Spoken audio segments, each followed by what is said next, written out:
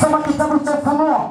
Kulikuwa na vita mbinguni. Kulikuwa na vita mbinguni. Mikaeli na malaika zake wakapigana na yule joka. Mikaeli na malaika zake wakapigana na yule joka, yule adui. Yule joka naye akapigana nao pamoja malaika. Na shetani naye akasimama akapigana pamoja na jeshi la Mungu. Nao hawakushinda, lakini hawakushinda. Wala mahali pao hapakuonekana tena mbinguni. Wala mahali pa joka na lile jeshi lake halikuonekana tena mbinguni. Yule joka akatupwa.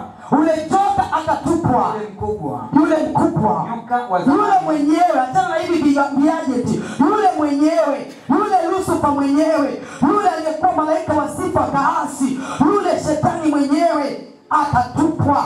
Nyoka wa zamani aitwaye Ibilisi na Shetani. Nyoka la zamani aitwaye Ibilisi na Shetani. Audanganyaye ulimwengu wote. Ambaye kazi yake ni kutudanganya, hata sasa anatudanganya. Anakuambia utaendaje kutoa pesa kujenga kanisa.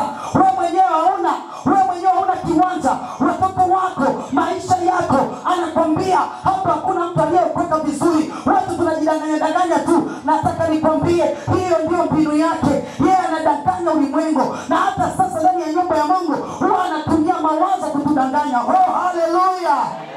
Endelea mtu wa Mungu. Akatupwa hata nchi. Akatupwa hata nchi. Na malaika zake wakatupwa pamoja. Na malaika zake wakatupwa pamoja naye. Nikasikia sauti kuu mbinguni. Nikasikia sauti kuu mbinguni nasema, sasa kumekuwa wokovu. Sasa uzima kumekuwa na wokovu. Na nguvu. Tena na nguvu. Na ufalme wa Mungu wetu. Na ufalme wa Mungu wetu. Na mamlaka ya Kristo wake. Na mamlaka wa Kristo wake. Kwa maana ametupa chini mstaki wa ndugu zetu. Kwa sababu yule aliyekuwa kizuia katikati ya ibada zetu, yule ambaye alikuwa kizuia katikati ya wito wetu, yule ambaye amekuwa anazuia hata ujenzi wa mahali hapo, yule ambaye amekuwa anazuia familia zisikae na amani, yule ambaye amekuwa anazuia mapindu wasimche Mungu, yule ambaye anazuia uchumi wetu usistawi, yule ambaye anazuia mafanikio yetu, leo ametupa chini. Na leo jeshi kubwa limesimama, anakwenda kupigwa chini, anakwenda kukombolewa, anakwenda kuvunjwa, na neema ya Bwana inakwenda kuonekana. Ufalme wa Bwana unakwenda kuthibitika.